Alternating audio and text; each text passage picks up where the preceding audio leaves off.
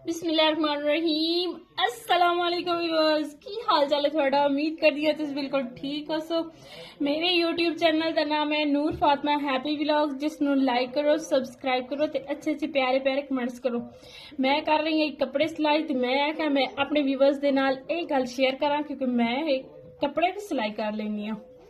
इस तरह असी मैं पहले अपनी दोस्त का कमीज सिलाई कर लिया है, ए देखो कितना प्यारा है। ते हुण उसकी मैं कर रही हूँ शलवार सिलाई, जी कि अद्धी हो गई है ते अद्धी रह गई है,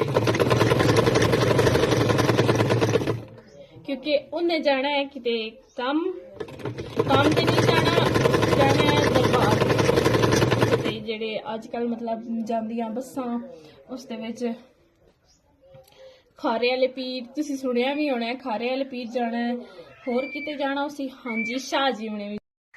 ਅਸੀਂ ਆਏ ਆ ਆਪਣੇ ਡੇਰੇ ਤੇ ਜਿੱਤੀ ਨਹੀਂ ਪਹੁੰਚੇ ਚਾਚੇ ਹੋਰਾਂ ਦੇ ਡੇਰੇ ਤੇ। ਮੈਂ ਵੇਖਿਆ ਚਾਚੀ ਥਾਲੀਆਂ ਬਣਾ ਰਹੀ ਆਈ, ਜਿਸ ਨੂੰ ਪੰਜਾਬੀ ਛੱਬੀਆਂ ਆਂਦੇ ਨੇ, ਜਿਸ ਦੇ ਵਿੱਚ ਰੱਖ ਕੇ ਅਸੀਂ ਰੋਟੀ ਖਾਂਦੇ ਆ। ਵੈਸੇ ਇਹ ਡੈਕੋਰੇਸ਼ਨ ਵਾਸਤੇ ਬਣਾ ਰਹੇ ਨੇ।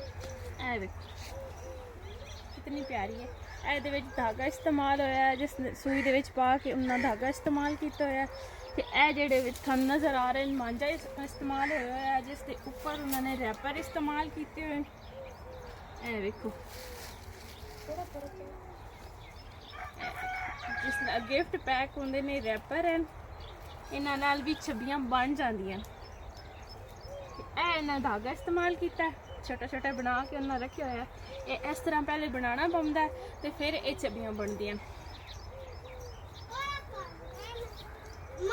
ਤੇ ਚਲੋ ਆਓ ਅਸੀਂ ਹੁਣ ਚੱਲਦੇ ਹਾਂ ਆਪਣੇ ਡੇਰੇ ਤੇ ਜਾ ਕੇ ਅਸੀਂ ਆਪਣਾ ਕੰਮ ਕੰਪਲੀਟ ਕਰਦੇ ਹਾਂ। ਜਿਹੜਾ ਇਹ ਵੇਖੋ ਸਾਡਾ ਗੁਲਾਬ कितना प्यारा खिले हुआ है माशाल्लाह। इस ते छोटे छोटे ते मोटे मोटे बड़े प्यारे फूल लगे हैं। मैं जो तो ये फूल वेखे तो मैं रह नहीं सकी। मैं क्या मैं अपने व्यूअर्स के नाल ये वीडियो तो ज़रूर शेयर करनी है। ਇਹ ਵੇਖੋ कितने प्यारे फूल हैं। तो ਇਹ ਵਿੱਚ ਛੋਟੀਆਂ ਛੋਟੀਆਂ कलियां भी हैं ਜਿਹੜੀਆਂ ਹਜੇ तक खिलियां कोई नहीं। एक दो दिन ਦੇ ਵਿੱਚ इन्ना भी खिल जाना। तो मैनू तो माशाल्लाह बहुत प्यारा लगा है तो बड़ा प्यारा भरिया खला है। हाँ तो वैसे मैं अपना बिजनेस शुरू करना है गुलाबा का, कंटेनर भर भर के बेचने। मैं होर भी काफ़ी कलर के गुलाब ले आए नो ते अल्लाह करसी ते ओ बड़े बड़े हो जासन ते ओ भी इन्ना तरह खिल जासन। माशाल्लाह बहुत प्यारी बूटी लगती पई है, भर गई है बिल्कुल। ए देखो ना न्यू फूल निकले हुए हैं इस दे विचों। ए देखो फूल तो हर किसी को अच्छे लगते हैं, चाहे मेल है चाहे फीमेल है, हर एक को अच्छे लगते हैं। बच्चों भी बड़े सोहने लगते हैं फूल। तो मैं मैं छोटिया छोटिया बूटियां लाइया हाँ। तो यह देखो कितनी प्यारियां कंपलां निकलियां हुई ने इन्हां दियां। ते एह माशाल्लाह हुण काफ़ी बड़ी हो गई है। तो यह मौसमियां की बूटी है। मैं तुहानूं दस्सां यह मौसमियां की बूटी है। इसकी यह पहचान होनी है, पत्त छोटे छोटे तो लंबे लंबे होंदे ने। ते बाकी अगे मिठियां की बूटी भी लाई हुई है।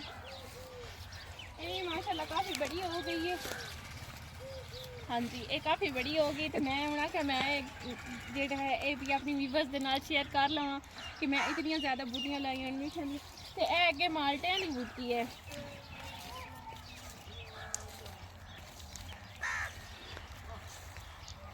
यह माल्टियां की बूटी है। अगे ग्रेट हैं, उस तो अगे फिर माल्टे हैं, मौसमी जिसमें आते हैं। हुण असीं चलते हैं वापस अपने डेरे ते। ए देखो कितना प्यारा छोटा छोटा जिहा क्यूट असीं पका रहे हैं भिंडियां गोश्त। ए देखो काफ़ी ज़्यादा ने, कुछ मैं बना ली हैं ते कुछ रह गई हैं। तो प्याज मैं कट के रख लैन, टाइम काफ़ी हो गया। असीं हैं डेरे ते सालन पका के घर लैके जाना है। ए देखो पिंड दे बच्चे किस तरह खेल रहे हैं। अगर शहर दे होंदे ते किसी आखना साडे बच्चे नूं जरासीम हो जासन, मिट्टी नाल नहीं लगना। इन्ना भी तो बड़े होकर जवान होना ही है। तो बड़े बीमार ही कोई नहीं होंगे। मिट्टी में जेडे बच्चे रहते हैं बीमार कोई नहीं होंगे। शहर वाले बच्चों वैसे भी बीमारियां ज़्यादा लग जांदियां।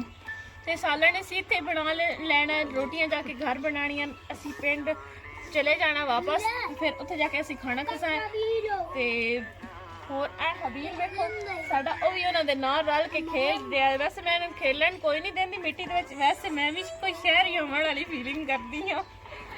ते लेकिन मुड़ भी हुण ओ बच्चों दा खेल रहा, मैं रोक नहीं सकदी उसनूं।